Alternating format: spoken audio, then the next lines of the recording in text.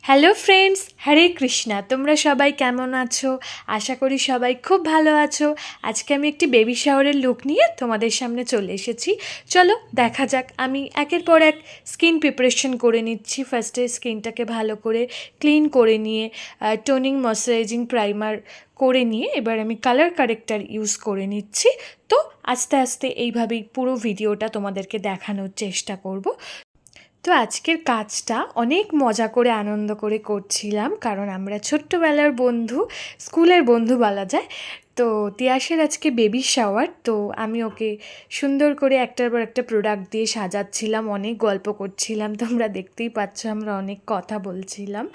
তো এরপর চলো দেখা যাক কী প্রোডাক্ট অ্যাপ্লিকেশন করছি।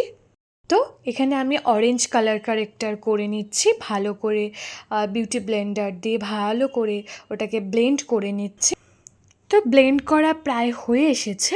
এরপর আমি নেক্সট স্টেপে চলে যাব। আমি দেখো এখানে ক্রায়োলনের ডার্মা ফাউন্ডেশন অ্যাপ্লাই করে নিচ্ছি, যা প্রচণ্ড গরম।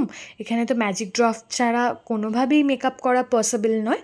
তো আমি ক্রায়োলনের ডার্মা ফাউন্ডেশনের সাথে ম্যাজিক ড্রপ ইউজ করে বেসটা করে নিলাম। তো এবার আই মেকআপটা আমি স্টেপ বাই স্টেপ শুরু করে দিয়েছি। তিয়াশা আমাকে বলছিল আই মেকআপটা একদম সিম্পল অ্যান্ড সিলভারের মধ্যে রাখতে, কারণ এটাও ডে মেকআপ লুক ছিল। তো দেখো আমি আই মেকআপটা একদম সিম্পলের ওপরে করেছি।